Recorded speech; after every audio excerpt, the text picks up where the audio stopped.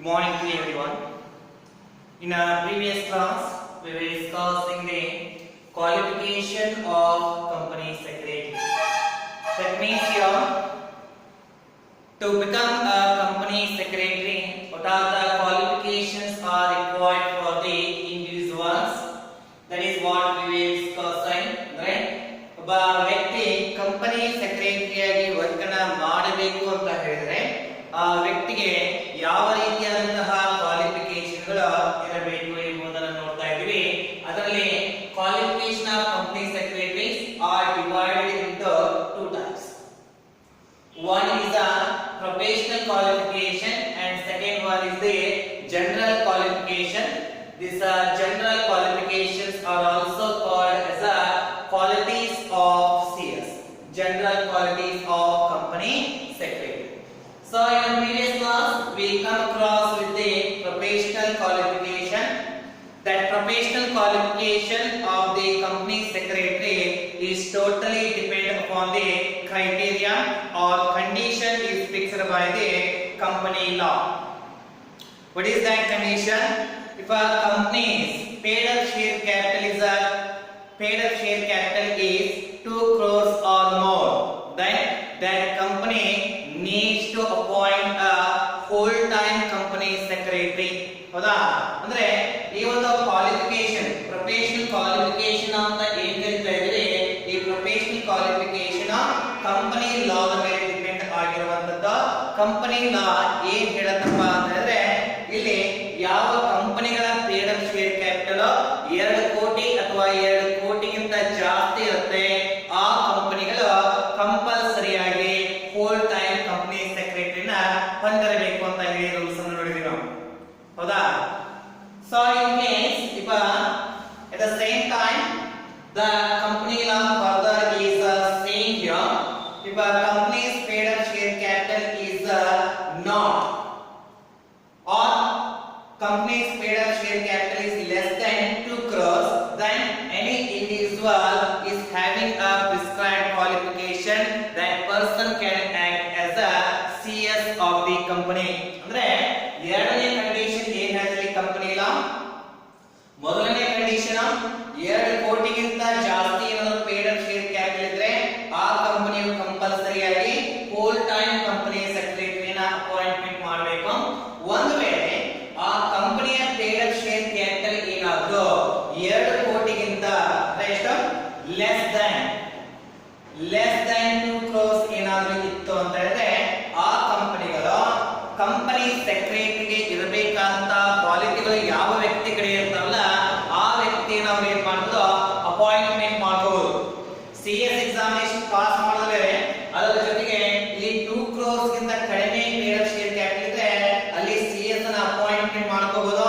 ಆತ CS examination pass ಮಾಡಿದಂತಹ ವ್ಯಕ್ತಿ ಆಗಿರಬಹುದು ಅಥವಾ ಮತ್ತೆ ಹಲವಾರು ನಾನು ಕ್ವಾಲಿಫಿಕೇಶನ್ ಹೇಳ್ತಾವೆ. ಸೊ M.Com ಗ್ರಾಜುಯೇಟ್ ಕೂಡ ಕಂಪನಿ ಸೆಕ್ರೆಟರಿ ಆಗಿ ವರ್ಕ್ ಅನ್ನು ಮಾಡಬಹುದು. M.Com CS ಗ್ರಾಜುಯೇಟ್ ಅಥವಾ CA ಗ್ರಾಜುಯೇಟ್, CWA ಗ್ರಾಜುಯೇಟ್, ಲಾ ಗ್ರಾಜುಯೇಟ್ ಈ ರೀತಿಯಾಗಿ. ಆದ್ರೆ 2 ಕ್ರೋರ್ಸ್ ಗಿಂತ ಜಾಸ್ತಿ ಇರುವಂತಹ ಕಂಪನಿಗಳಲ್ಲಿ ಪೇಡ್ ಅಪ್ ಶೇರ್ ಕ್ಯಾಪಿಟಲ್ 2 ಕೋಟಿಗಿಂತ ಜಾಸ್ತಿ ಇರುವಂತಹ ಕಂಪನಿಗಳ ಕಂಪಲ್ಸರಿಯಾಗಿ CS ಹೊಂದಿರಬೇಕು. ಆ CS ICSI ನ ಮೆಂಬರ್ ಆಗಿರಬೇಕು. That is the compulsory condition which is imposed by the company law. ಆದ್ರೆ 2 ಕೋಟಿಗಿಂತ ಕಡಿಮೆ ಏನಾದರೂ ಆ ಕಂಪನಿಗಳ ಪೇಡ್ ಅಪ್ ಶೇರ್ ಕ್ಯಾಪಿಟಲ್ 2 ಕೋಟಿಗಿಂತ ಕಡಿಮೆ ಇದ್ರೆ ಆತ ICSI ನ ಮೆಂಬರ್ ಆಗದೇ ಇದ್ರೂ ನಡೆಯುತ್ತೆ. ಆದ್ರೆ ಕೆಲವೊಂದಷ್ಟು ಕ್ವಾಲಿಫಿಕೇಶನ್ ನಿನ್ನೆ ನಾವೇನು ಡಿಸ್ಕಷನ್ ಮಾಡಿದ್ವಿ, ಅದರಲ್ಲಿ ಯಾವುದಾದ್ರೂ ಒಂದು ಕ್ವಾಲಿಫಿಕೇಶನ್ ಹೊಂದಿದ್ರು ಆತ CS ಆಗಿ ಈ ಕಂಪನಿಗಳಲ್ಲಿ ಯಾವ ಕಂಪನಿಯ ಪೇಡ್ ಅಪ್ ಶೇರ್ ಕ್ಯಾಪಿಟಲ್ 2 ಕೋಟಿಗಿಂತ ಕಡಿಮೆ ಇದೆ ಆ ಕಂಪನಿಗಳಲ್ಲಿ ಆತ CS ಆಗಿ ಆಕ್ಟ್ ಮಾಡಬಹುದು. ಅವೇನು ಒಂದು ICSI ಮೆಂಬರ್ ಆಗಿ ಇದ್ರೂ ಬರುತ್ತೆ, ಅದರ ಜೊತೆಗೆ CA ಕ್ವಾಲಿಫಿಕೇಶನ್ ಆಗಿರಬೇಕು ಅಥವಾ CWA ಕ್ವಾಲಿಫಿಕೇಶನ್ ಆಗಿರಬಹುದು, M.Com ಆಗಿರಬಹುದು, M.Com CS ಆಗಿರಬಹುದು, LLB ಮಾಡಿರಬಹುದು ಅಥವಾ ಕೆಲವೊಂದು ಡಿಪ್ಲೊಮಾ ಕೋರ್ಸಸ್ ಗಳನ್ನ ಹಿಂದಿನ ಕ್ಲಾಸ್ ಅಲ್ಲಿ ನೋಡಿದ್ವಿ ನಾವು. ಆ ಡಿಪ್ಲೊಮಾ ಕೋರ್ಸ್ ಗಳನ್ನು ಮಾಡಿದ್ರು ಕೂಡ if company wishes to appoint that person as a CS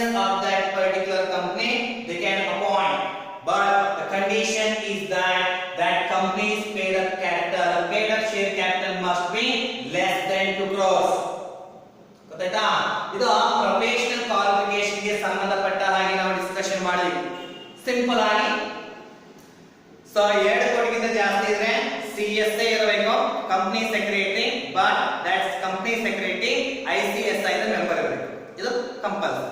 ಒಂದು ವೇಳೆ ಆ ಕಂಪನಿಯ ಪೇಡ್ ಅಪ್ ಶೇರ್ ಕ್ಯಾಪಿಟಲ್ 2 ಕೋಟಿಗಿಂತ ಕಡಿಮೆ ಇದ್ರೆ ಆತ ICSI ದ ಮೆಂಬರ್ ಆಗಿದ್ರು ನಡೆಯುತ್ತೆ. ಇಲ್ಲ ಅಂತ ಹೇಳಿದ್ರೆ ಕೆಲವೊಂದು ಕ್ವಾಲಿಫಿಕೇಶನ್ ಇರಲ್ಲ, ಅದರಲ್ಲಿ ಕ್ವಾಲಿಫಿಕೇಶನ್ ಇರುವಂತಹ ವ್ಯಕ್ತಿಯನ್ನ CSI ಗೆ ಅಪಾಯಿಂಟ್ಮೆಂಟ್ ಮಾಡಬಹುದು ಎಂಬುದು ಕಂಡೀಷನ್.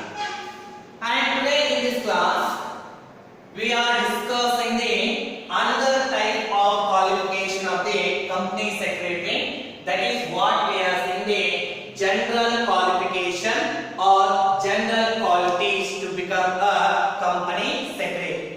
So ಹಾಗಾದ್ರೆ ಜನರಲ್ ಕ್ವಾಲಿಫಿಕೇಶನ್ ಏನಾಗಿರುತ್ತೆ?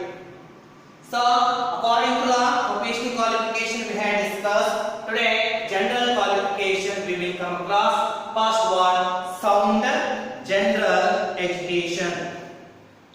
So sound general education means your company secretary must have a sound general education and should be a master in the company law and procedure. What they are saying here? So company secretary must have a sound general education, at the same time he should be a master in relation to the company law. ಅಂದ್ರೆ ಈತ CSI act ಅನ್ನು ಮಾಡುವಂತಹ ವ್ಯಕ್ತಿಗಳಿಗೆ general qualification ಏನಪ್ಪಾ ಅಂದ್ರೆ ಅವರ ಕಡೆ sound general education ಇರಬೇಕು, ಅಂದ್ರೆ ಫುಲ್ಲಿ ಎಜುಕೇಟೆಡ್ ಆಗಿರಬೇಕು ಅಂತ ಹೇಳಿ ಅರ್ಥ. ಇಲ್ಲಿ ಫುಲ್ಲಿ ಎಜುಕೇಟೆಡ್ ಆಗಿರಬೇಕು ಅಂದ್ರೆ ಅದರಲ್ಲಿ ಮತ್ತೊಂದು ಕಂಡೀಷನ್ ಹೇಳ್ತಾ ಇದೆ. ಏನಪ್ಪಾ ಕಂಡೀಷನ್? ಆತನಿಗೆ ಕಂಪನಿಯ ಲಾ ಬಗ್ಗೆ ಸಂಪೂರ್ಣವಾದಂತಹ ಜ್ಞಾನವಿರಬೇಕು. ಪೂರ್ತಿಯಾದಂತಹ ಜ್ಞಾನ ಕಂಪನಿಯ ಲಾ ಮತ್ತೆ ಪ್ರೊಸೀಜರ್ ಬಗ್ಗೆ ಆತನಿಗೆ ಇರಬೇಕು. ಅಂದ್ರೆ ಕಂಪನಿಯನ್ನ ಸ್ಟಾರ್ಟ್ ಮಾಡೋದು ಯಾವ ರೀತಿ ಆಗಿರ್ಬೋದು, ಇನ್ಕಾರ್ಪೊರೇಷನ್ ಪ್ರೊಸೀಜರ್ ಆಗಿರ್ಬೋದು, ಅಥವಾ ಮೀಟಿಂಗ್ ಪ್ರೊಸೀಜರ್ ಆಗಿರ್ಬೋದು, ಅಥವಾ ಅಜೆಂಡಾವನ್ನ ಬರೆಯುವಂತಹ ಪ್ರೊಸೀಜರ್ ಆಗಿರ್ಬೋದು, ಈ ರೀತಿಯಾಗಿ ಕಂಪನಿ ಲಾಗೆ ಸಂಬಂಧಪಟ್ಟ ಹಾಗೆ ರೂಲ್ಸ್ ಗಳಾಗಿರಲಿ, ರೆಗ್ಯುಲೇಷನ್ ಗಳಾಗಿರಲಿ, ಪ್ರೊಸೀಜರ್ ಗಳಾಗಿರಲಿ ಆತನಿಗೆ ಅವುಗಳ ಮೇಲೆ ಸಂಪೂರ್ಣವಾದಂತಹ ಹೋಲ್ಡ್ ಇರಬೇಕು, ಸಂಪೂರ್ಣವಾಗಿ ಆತನಿಗೆ ಜ್ಞಾನವಿರಬೇಕು. ಅಷ್ಟೇ ಅಲ್ಲ, ಸೌಂಡ್ ಜನರಲ್ ಎಜುಕೇಶನ್ ದಲ್ಲಿ ಮತ್ತೊಂದು ಪಾಯಿಂಟ್ ಏನಪ್ಪಾ ಅಂದ್ರೆ he should have a command over the English knowledge. Yes, another very important, the company secretary must be a good English knowledge person. Company ಸೆಕ್ರೆಟರಿಗೆ ಇಂಗ್ಲಿಷ್ ಲ್ಯಾಂಗ್ವೇಜ್ ಬಗ್ಗೆ ಹೋಲ್ಡ್ ಇರಬೇಕು, ಅದರ ಮೇಲೆ ಆತನಿಗೆ ಪ್ರೊಫಿಷಿಯನ್ಸಿ ಇರಬೇಕು, ಕಮಾಂಡ್ ಇರಬೇಕು. ಅಂದಾಗ ಮಾತ್ರ ರಿಪೋರ್ಟ್ ಗಳನ್ನ ಬರೆಯೋದಾಗಿರ್ಬೋದು, ರೆಸಲ್ಯೂಷನ್ ಗಳನ್ನ ಬರೆಯೋದಾಗಿರ್ಬೋದು, ಅಥವಾ ಡ್ರಾಫ್ಟ್ಸ್ ಅನ್ನ ಮಾಡೋದಾಗಿರ್ಬೋದು. ಡ್ರಾಫ್ಟ್ ಅಂತ ಡ್ರಾಫ್ಟಿಂಗ್ ಲೆಟರ್ ಅಂತ ಬರುತ್ತೆ, ಹೌದಾ? ಇವುಗಳಲ್ಲಿ ಆತ ಒಂದು ಮಾಸ್ಟರಿನ ಹೊಂದಲು ಸಾಧ್ಯ ಆಗುತ್ತೆ, ಮಿನಿಟ್ಸ್ ಅನ್ನ ಬರೆಯೋದು. ಅದಕ್ಕೆ ಕಂಪನಿ ಸೆಕ್ರೆಟರಿಗೆ ಮೊದಲನೇದಾಗಿ ಏನಿರಬೇಕಿದೆ, ಆತ ಕಂಪನಿಯ ಲಾ ಮತ್ತೆ ಪ್ರೊಸೀಜರ್ ಬಗ್ಗೆ ಸಂಪೂರ್ಣ ಜ್ಞಾನವಿರಬೇಕು. ಎರಡನೇ ಪಾಯಿಂಟ್ ಅಂದ್ರೆ he must have a mastery in the English knowledge so that he can draft a letter here, he can write a resolution, he can make a record and everything. That is what the sound general education is based. ಇಲ್ಲಿ sound general education ಅಲ್ಲಿ ಇನ್ನೊಂದೇನಪ್ಪಾ ಅಂದ್ರೆ, ಒಂದು ವೇಳೆ ಆ company ಏನಾದ್ರೂ foreign ಆಕ್ಟಿವಿಟಿಗಳನ್ನ ಮಾಡ್ತಾ ಇದ್ರೆ, foreign deals ಗಳನ್ನ ಮಾಡ್ತಾ ಇದ್ರೆ, ದೆನ್ ಕಂಪನಿ ಸೆಕ್ರೆಟರಿಗೆ ಅವಾಗ ಫಾರಿನ್ ನಾಲೆಜ್ ಬಗ್ಗೆ ಕೂಡ ಇಲ್ಲಿ ಜ್ಞಾನವಿರಬೇಕು ಎನ್ನುವಂಥದ್ದು. ಫಾರಿನ್ ನಾಲೆಜ್ ಆತನಿಗೆ ಬರ್ತಿರಬೇಕು, ಅಂದಾಗ ಮಾತ್ರ ಆತ ಒಂದು ಕಂಪನಿಯ ಆಕ್ಟಿವಿಟಿಗಳನ್ನ ಕರೆಕ್ಟ್ ಆಗಿ ಡೀಲ್ ಮಾಡಲಿಕ್ಕೆ ಸಾಧ್ಯ ಆಗುತ್ತೆ. ಅದಕ್ಕೆ ನಾವು ಹೇಳ್ತಾ ಇರೋದು ಸೌಂಡ್ ಜನರಲ್ ಎಜುಕೇಶನ್ ಅಂತ ಹೇಳಿ. Okay, next one, knowledge of office administration. Knowledge of office administration. Let me say what is this one. The second general qualification the company secretary must have is the knowledge of office administration. That means here the company secretary must able to do the routine and clerical duties. Therefore, he should have an effective knowledge of the office administration and office work here. For this purpose, he should possess a practical knowledge of different methods of filing and indexing and use of labor saving devices, and even the method of controlling the stock. Means here, knowledge of office administration. ಯಾವ ವ್ಯಕ್ತಿ company secretary ಆಗಿ work ಅನ್ನು ಮಾಡ್ತಾ ಇದ್ದಾರೆ ಆತನಿಗೆ ಆ ಒಂದು ಕಂಪನಿಯಲ್ಲಿ ಆಫೀಸ್ ಅಡ್ಮಿನಿಸ್ಟ್ರೇಷನ್ ಮಾಡುವ ಸಲುವಾಗಿ, ಆಫೀಸ್ ಅನ್ನ ಕಂಟ್ರೋಲ್ ಮಾಡುವ ಸಲುವಾಗಿ ಏನೆಲ್ಲ ವರ್ಕ್ಗಳು ಬರುತ್ತೆ ಆ ವರ್ಕ್ಗಳ ಬಗ್ಗೆ ಸಂಪೂರ್ಣ ನಾಲೆಜ್ ಇರಬೇಕು ಎನ್ನುವಂಥದ್ದು. ಅದರ ಜೊತೆಗೆ ಈ ಆಫೀಸ್ ಅಡ್ಮಿನಿಸ್ಟ್ರೇಷನ್ ಗೆ ಸಂಬಂಧಪಟ್ಟ ಹಾಗೆ ಪ್ರಾಕ್ಟಿಕಲ್ ನಾಲೆಜ್ ಕೂಡ ಇರಬೇಕು. ಹೌದಾ? ಯಾವ ರೀತಿಯಾಗಿ ಆಫೀಸ್ ವರ್ಕ್ ಅನ್ನ ಹ್ಯಾಂಡಲ್ ಮಾಡೋದು, ಅಥವಾ ಯಾವ ರೀತಿಯಾಗಿ ಈಗ ಫೈಲ್ಸ್ ಅನ್ನ ಮೇಂಟೈನ್ ಮಾಡಬೇಕು, ಇಂಡೆಕ್ಸ್ ಅನ್ನ ಮೇಂಟೈನ್ ಮಾಡಬೇಕು. ನಂತರ ಲೇಬರ್ಗಳನ್ನ ಲೇಬರ್ಗಳನ್ನ ಯಾವ ರೀತಿಯಾಗಿ ನಾವು ಯೂಸ್ ಮಾಡಬೇಕು, ಎಫೆಕ್ಟಿವ್ ಆಗಿ ಯೂಸ್ ಮಾಡಬೇಕು ಎಂಬುದರ ಟೆಕ್ನಿಕ್ ಕೂಡ CS ಗೆ ಗೊತ್ತಿರಬೇಕು ಅನ್ನುವಂಥದ್ದು. ನಂತರ how to control the staff. Right? As the administrator of the company secretary must have a knowledge how to control the staff of the organization. What are the techniques are to be used in practical? Those all things are being known by the particular person called company secretary. ಹೀಗಾಗಿ office administration ಗೆ ಸಂಬಂಧಪಟ್ಟ ಹಾಗೆ ಯಾವ ರೀತಿಯಾಗಿ practical work ಅನ್ನು ಮಾಡಬೇಕು, ಯಾವ ರೀತಿಯಾಗಿ ಫೈಲ್ಸ್ ಅನ್ನು ಮೇಂಟೈನ್ ಮಾಡಬೇಕು, ಯಾವ ರೀತಿಯಾಗಿ recording, indexing, labour savings techniques ಯಾವ ರೀತಿಯಾಗಿವೆ, ಮತ್ತೆ ಸ್ಟಾಕ್ ಗಳನ್ನ ಯಾವ ರೀತಿಯಾಗಿ ಕಂಟ್ರೋಲ್ ಮಾಡಬೇಕು, ಇವೆಲ್ಲದರ ಬಗ್ಗೆ ಆತನಿಗೆ ಸಂಪೂರ್ಣ ನಾಲೆಜ್ ಇರಬೇಕು ಎನ್ನುವಂಥದ್ದು ಸೆಕೆಂಡ್ ಪಾಯಿಂಟ್ ಆಗಿದೆ ಎನ್ನುವಂಥದ್ದು. Third one, knowledge of accounts and finance. So third important general qualification of the company secretary is the knowledge of accounts and finance. The company secretary must have a practical knowledge of the accounts, right? How to maintain accounts in the organization in practical he must know.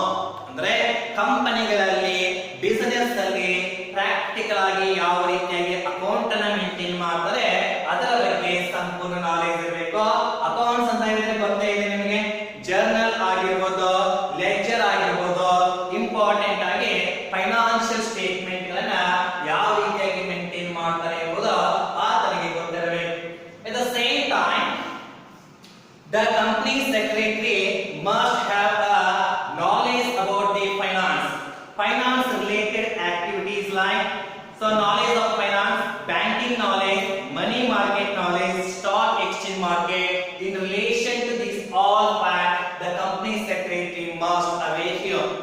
ಅಂದ್ರೆ ಇಲ್ಲಿ banking ಬಗ್ಗೆ ಆಗಿರ್ಬೋದು, stock exchange ಗಳ ಬಗ್ಗೆ ಆಗಿರ್ಬೋದು, financial institution ಗಳ ಬಗ್ಗೆ ಆಗಿರ್ಬೋದು, ಅಥವಾ ಮನಿ ಮಾರ್ಕೆಟ್ ಬಗ್ಗೆ ಆಗಿರ್ಬೋದು, ಇವುಗಳ ಬಗ್ಗೆ ಆ ಕಂಪನಿ ಸೆಕ್ರೆಟರಿಗೆ ಅವೇರ್ನೆಸ್ ಇರಬೇಕು, ನಾಲೆಜ್ ಇರಬೇಕು. ಅಂದಾಗ ಮಾತ್ರ ಆ ಒಬ್ಬ ವ್ಯಕ್ತಿ ಸಕ್ಸಸ್ಫುಲ್ ಕಂಪನಿ ಸೆಕ್ರೆಟರಿ ಆಗಿ ವರ್ಕ್ ಅನ್ನ ಮಾಡಲಿಕ್ಕೆ ಸಾಧ್ಯ ಆಗುತ್ತೆ. Right? So knowledge of accounts and finance in relation to the accounting procedure, he must have a practical knowledge.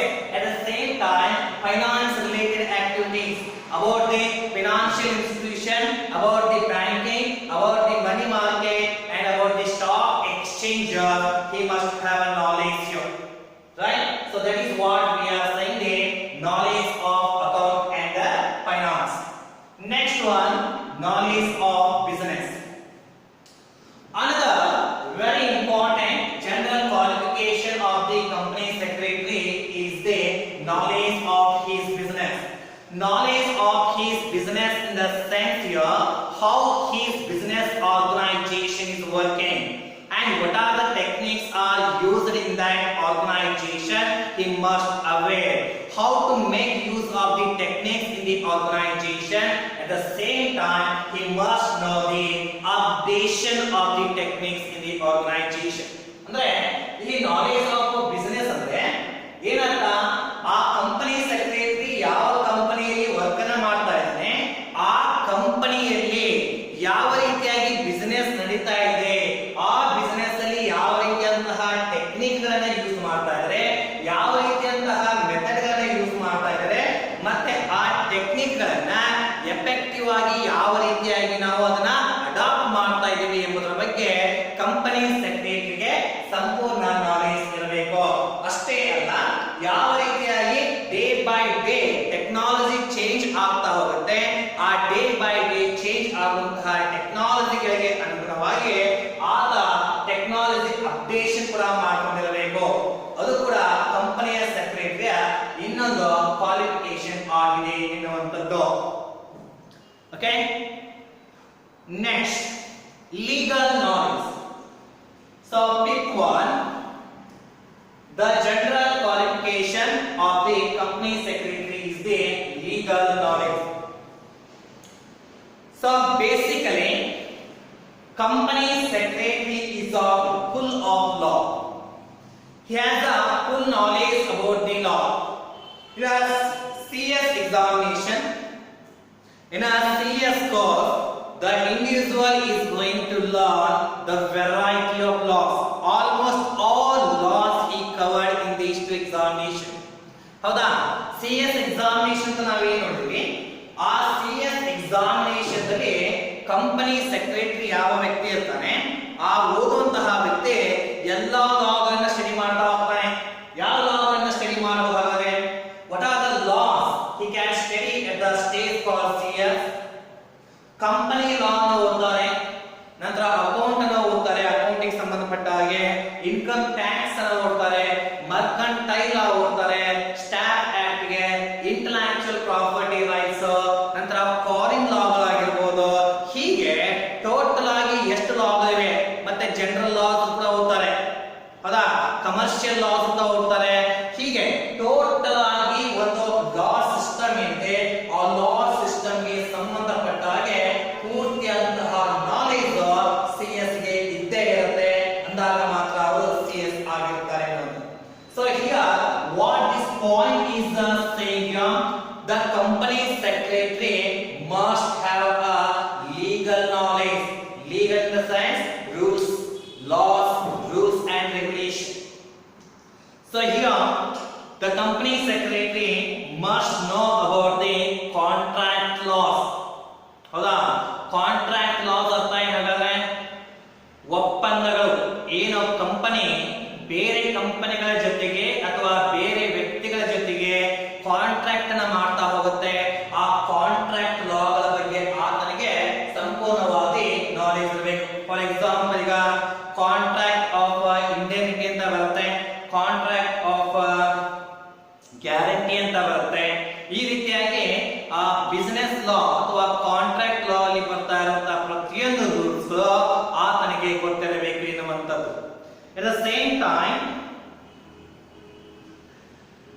Income Tax Act. Company secretary must have a knowledge about the another law aspect here, that is income tax. So he must know the laws relating to the income tax, because company is also responsible persons to pay a tax to the government department. ಹೌದಾ, ಇಲ್ಲಿ company ಸೆಕ್ರೆಟರಿಗೆ income tax ಲಾ ಬಗ್ಗೆ ಕೂಡ knowledge ಇರುತ್ತೆ. ಯಾಕೆ ಅಂತ ಹೇಳಿದ್ರೆ, company ಕೂಡ ಒಬ್ಬ ಪರ್ಸನ್ ಆಗಿದ್ದು, ಈ ಕಂಪನಿಯು ವರ್ಷದ ಅಂತ್ಯಕ್ಕೆ ಏನು ಪ್ರಾಫಿಟ್ ಅನ್ನು ಗಳಿಸುತ್ತೆ, ಆ ಪ್ರಾಫಿಟ್ ಅದ ಮೇಲೆ ಟ್ಯಾಕ್ಸ್ ಅನ್ನು ತುಂಬುತ್ತಾ ಹೋಗ್ತಾನೆ. ಈಗ ಕಂಪನಿಗೂ ಮತ್ತೆ ಟ್ಯಾಕ್ಸಿಗೂ ಸಂಬಂಧ ಇದೆ ಅಂತ ಹೇಳಿದ್ರೆ ಆಟೋಮೆಟಿಕಲಿ ಇನ್ಕಮ್ ಟ್ಯಾಕ್ಸ್ ಅಥವಾ ಟ್ಯಾಕ್ಸ್ ಲಾಗೆ ಸಂಬಂಧಪಟ್ಟ ಹಾಗೆ ಕಂಪನಿಗೆ ಅಥವಾ ಸೆಕ್ರೆಟರಿಗೆ ನಾಲೆಜ್ ಇರಬೇಕು. ಹಾಗಾದ್ರೆ ಈಗ ಗೂಡ್ಸ್ ಅನ್ನ ತೆಗೆದುಕೊಳ್ಳುವಂತದ್ದಾಗಿರ್ಬೋದು, ಎಕ್ಸ್ಪೋರ್ಟ್ ಮಾಡುವಂತ ಸಂದರ್ಭದಲ್ಲಿ ಟ್ಯಾಕ್ಸ್ ಅನ್ನ ಹಾಕುವಂತದ್ದೇ. ಸೊ ಮತ್ತೆ ಈ ಕಂಪನಿಯ ಆಕ್ಟಿವಿಟಿಗಳ ಬಗ್ಗೆ ಯಾವ ರೀತಿಯಾಗಿ ಫೈಲಿಂಗ್ ಮಾಡ್ತಾರೆ, ರಿಟರ್ನ್ ಮಾಡ್ತಾರೆ, ಇವುಗಳ ಬಗ್ಗೆ ಕಂಪನಿ ಸೆಕ್ರೆಟರಿಗೆ ಡೀಟೇಲ್ಡ್ ನಾಲೆಜ್ ಇರಬೇಕು ಆಗುತ್ತೆ.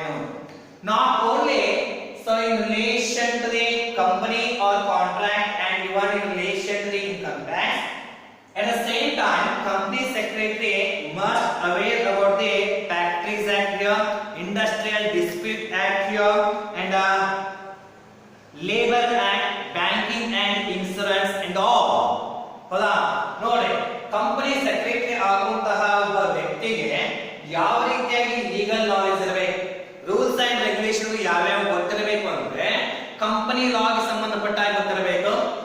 ಇನ್ಕಮ್ ಟ್ಯಾಕ್ಸ್ ಆಕ್ಟ್ ಗೆ ಸಂಬಂಧಪಟ್ಟ ಹಾಗೆ ರೂಲ್ಸ್ ಗೊತ್ತಿರಬೇಕು. ಜನರಲ್ ಲಾ ಗೆ ಸಂಬಂಧಪಟ್ಟ ಹಾಗೆ ಸ್ಟಾಕ್ ಎಕ್ಸ್ಚೇಂಜ್ ಲಾಸ್ ಅಂತ ಬರ್ತವೆ, ಇಂಟೆಲೆಕ್ಚುಯಲ್ ಪ್ರಾಪರ್ಟಿ ರೈಟ್ಸ್ ಅಂತ ಬರುತ್ತೆ, ಕಾಂಟ್ರಾಕ್ಟ್ ಆಕ್ಟ್ ಅಂತ ಬರುತ್ತೆ, ಲೇಬರ್ ಆಕ್ಟ್ ಅಂತ ಬರುತ್ತೆ, ಫ್ಯಾಕ್ಟರಿ ಆಕ್ಟ್ ಅಂತ ಬರುತ್ತೆ. ಈ ರೀತಿಯಾಗಿ ಹಲವಾರು ಲಾಗಳು, ಬ್ಯಾಂಕಿಂಗ್, ಇನ್ಸೂರೆನ್ಸ್, ಇವೆಲ್ಲವುಗಳಿಗೆ ಸಂಬಂಧಪಟ್ಟ ಹಾಗೆ ರೂಲ್ಸ್ ಅಂಡ್ ರೆಗ್ಯುಲೇಷನ್ ಗಳು ಯಾರಿಗೆ ಗೊತ್ತಿರಬೇಕು? CS ಗೆ ಗೊತ್ತಿರಬೇಕು. Then only that person is going to act as a successful CS in the area of business. Okay, next, good personality.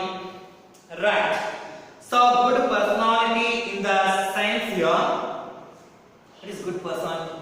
Yes, what are you getting what? No, right, good personality in the sense the company secretary must have a positive view. At the same time, he should have a good common sense and he should have a strong determination, charming and a good pleasing here, integrity man and resolve. ಅಂದ್ರೆ ಒಬ್ಬ ಒಳ್ಳೆಯ personality ಆಗಿರಬೇಕು. ಒಬ್ಬ ಒಳ್ಳೆಯ personality ಆಗಿರಬೇಕು ಅರ್ಥ ಏನು ಅಂತ ಹೇಳಿದ್ರೆ ಆತ ಯಾವಾಗಿದ್ರೂ ಕೂಡ ಪಾಸಿಟಿವ್ ದಲ್ಲೇ ಇರಬೇಕು. ಹೈ ಟೆಂಪ್ಟೇಷನ್ ಇರಬಾರ್ದು ಆತನಿಗೆ, ಎಲ್ಲವನ್ನ ಕರೆಕ್ಟ್ ಆಗಿ ಹ್ಯಾಂಡಲ್ ಮಾಡೋದು, ಸ್ಟ್ರಾಂಗ್ ಡಿಟರ್ಮಿನೇಷನ್ ಇರಬೇಕು. ರೈಟ್, ಅದರ ಜೊತೆಗೆ ಕಾಮನ್ ಸೆನ್ಸ್ ಇರಬೇಕು. ಓಕೆ, ಸೆನ್ಸ್ ಕೂಡ ಬಹಳ ಇಂಪಾರ್ಟೆಂಟ್ ಆಗುತ್ತೆ. ಸೊ ಇವೆಲ್ಲ ಆ ವ್ಯಕ್ತಿಗಳ ಕಡೆ ಇದ್ದಲ್ಲಿ ಆ ಒಬ್ಬ ವ್ಯಕ್ತಿಗೆ ನಾವು ಗುಡ್ ಪರ್ಸನಾಲಿಟಿ ಅಂತ ಕೇಳ್ತಾರೆ. ರೈಟ್, ಜಸ್ಟ್ ಬಾಡಿಗೆ ಬೆಳೆಸಿದ್ರೆ ಅಷ್ಟೇ ಅಲ್ಲ, ಆತನಲ್ಲಿ ಒಂದಿಷ್ಟು ಕ್ವಾಲಿಟಿಗಳಿರಬೇಕು, ಅಂದಾಗ ಗುಡ್ ಪರ್ಸನಾಲಿಟಿ ಅಂತ ಹೇಳ್ತಾ ಇದೆ. ರೈಟ್, ಗುಡ್ ಅಂದ್ರೆ ಥಿಂಕಿಂಗ್ ಮಾಡುವಂತದ್ದು, ಅಸ್ಯೂಮ್ಷನ್ ಮಾಡುವಂತದ್ದು, ಜಾಸ್ತಿ ಒಮ್ಮಿನೊಮ್ಮಿಗೆ ಟೆಂಪ್ಟ್ ಆಗಬಾರ್ದು. ಹೈ ಟೆಂಪ್ಟ್ ಆಗ್ತಾರಲ್ಲ ಆ ರೀತಿ ಆಗ್ತಾ ಇರಬಾರ್ದು. ಹೌದಾ, ಹೈ ಟೆಂಪ್ಟೇಷನ್ ಇರಬಾರ್ದು, ಚಾರ್ಮಿಂಗ್ ಇರಬೇಕು. ಅವನು ನೋಡ್ತಾ ಇದ್ರೆ ಏನೋ ಒಂದು ಕೆಲಸವನ್ನ ಮಾಡಬೇಕು ಅನ್ನೋಂತಹ ಪರ್ಸನಾಲಿಟಿನ ಹೊಂದಿರಬೇಕು. ಹೌದಾ, ಆ ರೀತಿಯಂತಹ ಮನೋಭಾವನೆ ಇರಬೇಕು. ನಂತರ ಸ್ಟ್ರಾಂಗ್ ಕಾಮನ್ ಸೆನ್ಸ್ ಇರಬೇಕು. ಅಂದಾಗ ಮಾತ್ರ ಆ ಒಬ್ಬ ವ್ಯಕ್ತಿ ಗುಡ್ ಪರ್ಸನಾಲಿಟಿನ ಹೊಂದಲಿಕ್ಕೆ ಸಾಧ್ಯ ಆಗುತ್ತೆ. ರೈಟ್, ಸೊ ಅದಕ್ಕೆ ಕಂಪನಿ ಸೆಕ್ರೆಟರಿ ಆಗಿ ವರ್ಕನ ಮಾಡಬೇಕಂದ್ರೆ ಆತನಿಗೆ ಗುಡ್ ಪರ್ಸನಾಲಿಟಿ ಕೂಡ ಬೇಕು ಅನ್ನುವಂಥದ್ದು. ಹಾಗಾದ್ರೆ ಗುಡ್ ಪರ್ಸನಾಲಿಟಿ ಏನೇನು ಒಳಗೊಂಡಿರುತ್ತೆ? ಆತನಿಗೆ ಕಾಮನ್ ಸೆನ್ಸ್ ಇರಬೇಕು, ನಂತರ ಸ್ಟ್ರಾಂಗ್ ಡಿಟರ್ಮಿನೇಷನ್, ಡಿಸಿಷನ್ ತೆಗೆದುಕೊಳ್ಳುವಂತದ್ದಾಗಿರಬಹುದು, ನಂತರ ಪಾಸಿಟಿವ್ ಥಿಂಕಿಂಗ್ ಇರಬೇಕು, ನಂತರ ಹೈ ಟೆಂಪ್ಟೇಷನ್ ಇರಬಾರ್ದು, ಹೌದಾ, ಚಾರ್ಮಿಂಗ್ ಪರ್ಸನಾಲಿಟಿ ಇರಬೇಕು.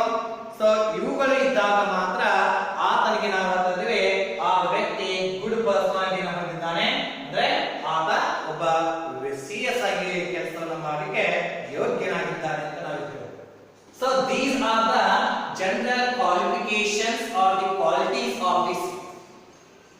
If any person, right, qualification, professional qualifications are must and should, we know well.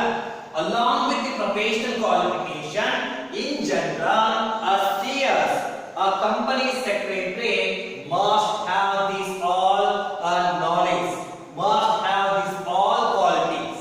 That is sound general education, knowledge ಇರಬೇಕು, ಅದಕ್ಕೆ ಕಂಪನಿ ಲಾ ಆಗಿರಬಹುದು, ಇಂಗ್ಲಿಷ್ ಮೇಲೆ ಕಮಾಂಡ್ ಇರಬೇಕು, knowledge of office administration, routine ಆಕ್ಟಿವಿಟಿನ ಮತ್ತೆ ಆಫೀಸ್ ಅಡ್ಮಿನಿಸ್ಟ್ರೇಷನ್ ಮಾಡೋ ಸಲುವಾಗಿ ಪ್ರಾಕ್ಟಿಕಲ್ ನಾಲೆಜ್ ಇರಬೇಕು. ಅದು ಮೇಂಟೆನೆನ್ಸ್ ಆಫ್ ಫೈಲ್ ಆಗಿರಬಹುದು, ರೈಟ್, ನಂತರ ಇಂಡೆಕ್ಸಿಂಗ್ ಬರೆಯೋದಾಗಿರಬಹುದು, ರೈಟ್. ಸೊ ಈ ರೀತಿಯಾಗಿ ಗೊತ್ತಿರಬೇಕು. ನಾಲೆಜ್ ಆಫ್ ಅಕೌಂಟ್ ನ ಯಾವ ರೀತಿಯಾಗಿ ರೆಕಾರ್ಡ್ ಮಾಡ್ತಾರೆ, ಯಾವ ರೀತಿಯಾಗಿ ವೆರಿಫಿಕೇಶನ್ ಮಾಡ್ತಾರೆ, ಫೈನಾನ್ಸ್ ರಿಲೇಟೆಡ್ ಆಕ್ಟಿವಿಟಿ ಬಗ್ಗೆ ಕೂಡ ಅವನಿಗೆ ನಾಲೆಜ್ ಇರಬೇಕು. ನಾಲೆಜ್ ಆಫ್ ಬಿಸಿನೆಸ್, ತನ್ನ ಬಿಸಿನೆಸ್ ಅಲ್ಲಿ ಯಾವ ಟೆಕ್ನಿಕ್ಸ್ ಮತ್ತೆ ಯಾವ ರೀತಿಯಾಗಿ ಮೆಥಡ್ ಅನ್ನು ಅಪ್ಲೈ ಮಾಡ್ತಾ ಇದ್ದಾರೆ, ಟೆಕ್ನಿಕಲ್ ಏನಾದರೂ ಅಪ್ಡೇಷನ್ ಇದ್ರೆ ಅದರ ಬಗ್ಗೆ ಗೊತ್ತಿರಬೇಕು. Legal knowledge is a full of law, ಅದ ಸಂಪೂರ್ಣವಾಗಿ ಲಾ ಬಗ್ಗೆ ಅದಕ್ಕೆ ಗೊತ್ತಿರಬೇಕು. ಮತ್ತೆ ಗುಡ್ ಪರ್ಸನಾಲಿಟಿನ ಹೊಂದಿರಬೇಕು.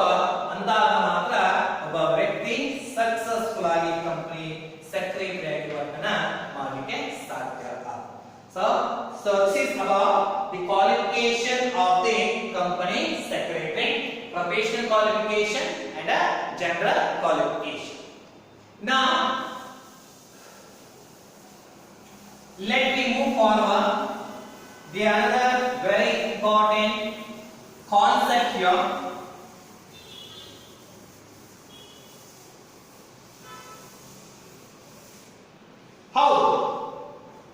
ನಾವು ಹೇಳ್ತಾ ಇದ್ದೀವಿ ಕಂಪನಿ ಸೆಕ್ರೆಟರಿ ಮೀನಿಂಗ್ ನೋಡಿದ್ವಿ, ಡೆಫಿನೇಷನ್ಸ್ ಅನ್ನ ನೋಡಿದ್ವಿ, ಆ ಡೆಫಿನೇಷನ್ ಅಲ್ಲಿ ಬರುವಂತ ಇಂಪಾರ್ಟೆಂಟ್ ಪಾಯಿಂಟ್ ಗಳನ್ನ ನೋಡಿದ್ವಿ, ಕ್ವಾಲಿಫಿಕೇಶನ್ ಅಲ್ಲಿ ಹೌದು ಒಬ್ಬ ವ್ಯಕ್ತಿ ಕಂಪನಿ ಸೆಕ್ರೆಟರಿ ಆಗಿ ಆಕ್ಟ್ ಅನ್ನ ಮಾಡಬೇಕಂದ್ರೆ ಪ್ರೊಫೆಷನಲ್ ಕ್ವಾಲಿಫಿಕೇಶನ್ ಇರಬೇಕು, ನಂತರ ಜನರಲ್ ಕ್ವಾಲಿಫಿಕೇಶನ್ ಇರಬೇಕು ಎಂಬುದನ್ನ ನೋಡ್ತಾ.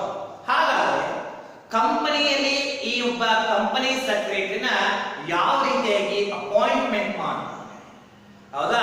ಆ ಕಂಪನಿಯಲ್ಲಿ ಆತ ಸೆಕ್ರೆಟರಿ ಆಗಿ ವರ್ಕ್ ಅನ್ನ ಮಾಡಬೇಕು ಅಂತಂದ್ರೆ ಅವನನ್ನ ಯಾವ ರೀತಿಯಾಗಿ ಅಪಾಯಿಂಟ್ಮೆಂಟ್ ಮಾಡ್ಕೋತಾರೆ? ಅಲ್ಲಿ ಹೋಗ್ತಾ ಇರ್ತಾನೆ, ಅವನನ್ನ ಕರೆದು ಬಾರಪ್ಪ ನೀನು ಸೆಕ್ರೆಟರಿ ಆಗಿ ವರ್ಕ್ ಅನ್ನ ಮಾಡು ಅಂತ ಹೇಳಿಬಿಡ್ತೇವೆ? ಹಾಗಾದ್ರೆ ಇಲ್ಲ ತಾನೆ. ಅದಕ್ಕೊಂದು ಲಾ ಇದೆ, ಕಂಪನಿ ಲಾ ಇದೆ, ಅಂದ್ರೆ ಸಿಸ್ಟಮೆಟಿಕ್ ಪ್ರೊಸೀಜರ್ ಇರಲೇಬೇಕು, right? And what procedure they are going to adopt here to appoint the company secretaries. So now let me discuss appointment of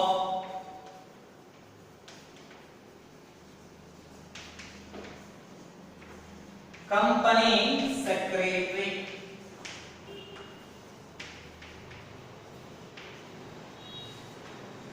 Appointment of company secretary. So ಇದನ್ನ ಡಿಸ್ಕಷನ್ ಮಾಡಬೇಕು ಅಂದ್ರೆ ಕಂಪನಿಯಲ್ಲಿ ಇರುವಂತಹ ಒಂದಷ್ಟು document ಗಳ ಬಗ್ಗೆ ನಮಗೆ knowledge. There are two important documents which are heart and soul of the company. What are those documents? First one is the MOA, second one is the AO. What are those documents? MOA, second one AOA. ಇದಕ್ಕೆ ನಾವು ಕರೀತಾ ಇದ್ದೀವಿ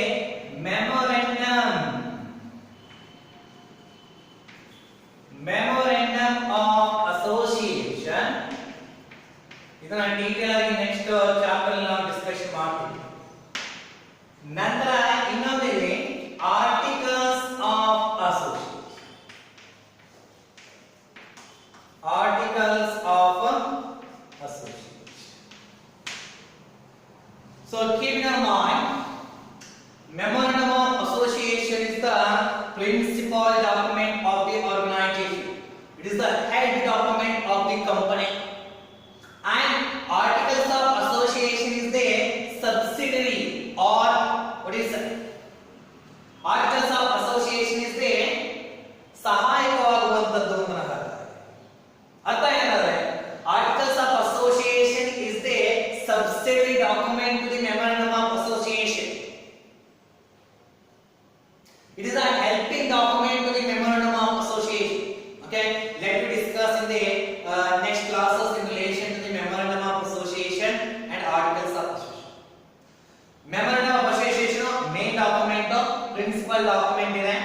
ಅದರ ಕೆಳಗಡೆ ಇನ್ನೊಂದು document ಬರುತ್ತೆ ಇಲ್ಲಿ, articles of association. Why I am speaking about these document here?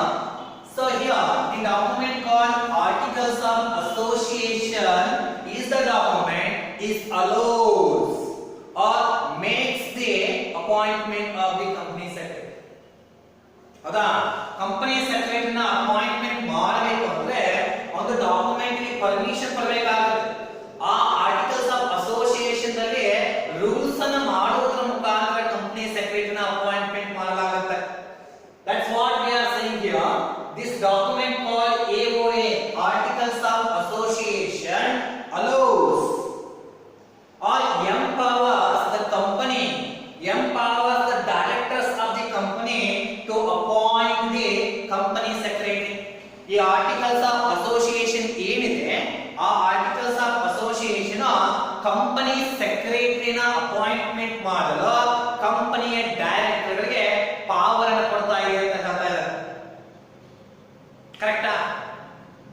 That means here we can say by making a rules in the articles of association, the company secretary is appointed by the directors of the company. Right? ಹಾಗಾದ್ರೆ ಇವರೇ company ಸೆಕ್ರೆಟರಿನ. ಇದಕ್ಕಿಂತ ಮುಂಚೆ ಕೂಡ ಕಂಪನಿಯ promoters ಅಂತ ಬರ್ತಾರೆ. Who are those? Promoters. Promoters of the company. Are responsible for the establishment of the company. Promoters ಅಂದ್ರೆ ಯಾವ ವ್ಯಕ್ತಿಗಳು ಕಂಪನಿಯನ್ನ ಸ್ಥಾಪಿಸುವಂತಹ ಉದ್ದೇಶವನ್ನು ಹೊಂದಿರ್ತಾರೆ ಆ ವ್ಯಕ್ತಿಗಳಿಗೆ ನಾವು ಪ್ರಮೋಟರ್ಸ್ ಅಂತ ಕರಿತಾ ಇದೀವಿ. ಇವರು ಕಂಪನಿಯನ್ನ ಸ್ಥಾಪನೆ ಮಾಡಬೇಕು ಅಂತ ಅನ್ಕೊಂಡಿರ್ತಾರೆ, ಆದ್ರೆ ಆ ಕಂಪನಿಯನ್ನ ಸ್ಥಾಪನೆ ಮಾಡಬೇಕು, ಇನ್ಕಾರ್ಪೊರೇಷನ್ ಮಾಡಬೇಕು ಅಂತ ಇದ್ರೆ ಅಲ್ಲಿ ಹಲವಾರು ರೂಲ್ಸ್ ಅಂಡ್ ರೆಗ್ಯುಲೇಷನ್ಗಳು, ಹಲವಾರು ಮೆಥಡ್ಗಳು, ಹಲವಾರು ಸ್ಟೇಜಸ್ಗಳು ಬರ್ತವೆ. ಹೀಗಾಗಿ ಆ ಕಂಪನಿಯನ್ನ ಸ್ಥಾಪಿಸುವಲ್ಲಿ, ಎಸ್ಟಾಬ್ಲಿಷ್ಮೆಂಟ್ ಮಾಡುವಲ್ಲಿ, ಸ್ಥಾಪಿಸೋ ಅಥವಾ ಎಸ್ಟಾಬ್ಲಿಷ್ ಮಾಡುವಾಗ ತಮ್ಮ ಪ್ರಮೋಟರ್ಸ್ಗೆ ಹೆಲ್ಪ್ ಆಗಬೇಕು ಅನ್ನುವಂತಹ ಕಾರಣಕ್ಕಾಗಿ ಮೊಟ್ಟ ಮೊದಲಿಗೆ ಪ್ರಮೋಟರ್ಸ್ ಸಿಎಸ್ ನ ಅಪಾಯಿಂಟ್ಮೆಂಟ್ ಮಾಡ್ತಾರೆ.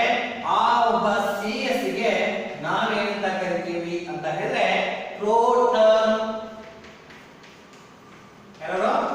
ಪ್ರೋಟರ್ಮ್ ಸೆಕ್ರೆಟರಿ ಅಂತ ನಾವು ಕರಿತೀವಿ. ಪ್ರೋಟರ್ಮ್ ಸೆಕ್ರೆಟರಿ ಅಂದ್ರೆ ಇನ್ನು ಕಂಪನಿ ಸ್ಥಾಪನೆ ಆಗಿಲ್ಲ, ಲಾಂಗ್ ಕಾಲ ಕಂಪನಿಯನ್ನು ಸ್ಥಾಪನೆ ಮಾಡುವ ಸಲುವಾಗಿ ಪ್ರಮೋಟರ್ಗೆ ಹೆಲ್ಪ್ ಮಾಡಬೇಕು, ಪ್ರಮೋಟರ್ಗೆ ಸಹಾಯವಾಗಿ ಅನ್ನುವಂತ ಕಾರಣಕ್ಕಾಗಿ ನಾವು ಅಪಾಯಿಂಟ್ಮೆಂಟ್ ಮಾಡುವಂತ ಸಿಎಸ್ ಗೆ ಪ್ರೋಟರ್ಮ್ ಸಿಎಸ್ ಅಂತ ಹೇಳಿ ಕರೀತಾ ಇದ್ದಾರೆ. ರೈಟ್.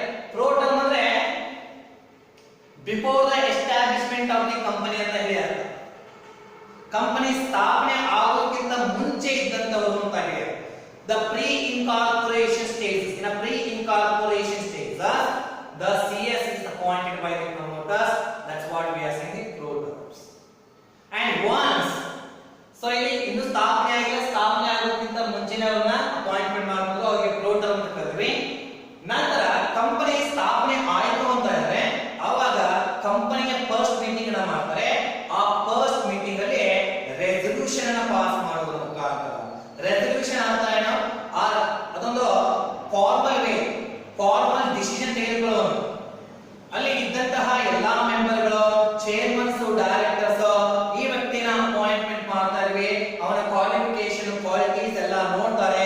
ನೋಡಿ ಎಲ್ಲಾ ವ್ಯಕ್ತಿಗಳು ತಮ್ಮ ಅಶ್ಯೂರೆನ್ಸ್ ಅನ್ನು ಕೊಟ್ಟರು ಅಂತ ಹೇಳಿದ್ರೆ ಅದನ್ನೇ ಲೆಟರ್ ಗಳ ಮುಖಾಂತರ ಲೀಗಲಿ ಏನ್ ಮಾಡ್ತಾರೆ, ಒಬ್ಬ ಆ ವ್ಯಕ್ತಿಯನ್ನ ಸಿಎಸ್ ಅಂತ ಅಪಾಯಿಂಟ್ಮೆಂಟ್ ಮಾಡ್ತಾರೆ. ಅದಕ್ಕೆ ರೆಸಲ್ಯೂಷನ್ ಅಂತ ನಾವು ಅಂದ್ರೆ ಫಸ್ಟ್ ಮೀಟಿಂಗ್ ಅಲ್ಲಿ ಆ ಒಂದು ವಿಷಯವನ್ನ ಎತ್ತಿ ಕಂಪನಿ ಸೆಕ್ರೆಟರಿನ ಅಪಾಯಿಂಟ್ಮೆಂಟ್ ಮಾಡಬೇಕು ಎಂಬುದನ್ನ ವಿಷಯವನ್ನ ಎತ್ತಿ ಆ ಕಂಪನಿ ಸೆಕ್ರೆಟರಿಗೆ ಎಲ್ಲಾ ವ್ಯಕ್ತಿಗಳು ಅಶ್ಯೂರೆನ್ಸ್ ಅನ್ನು ಕೊಟ್ಟಾಗ ಆ ವ್ಯಕ್ತಿ ಏನಾಗ್ತಾನೆ, ಅಲ್ಲಿ ಅಪಾಯಿಂಟ್ಮೆಂಟ್ ಆಗ್ತಾನೆ.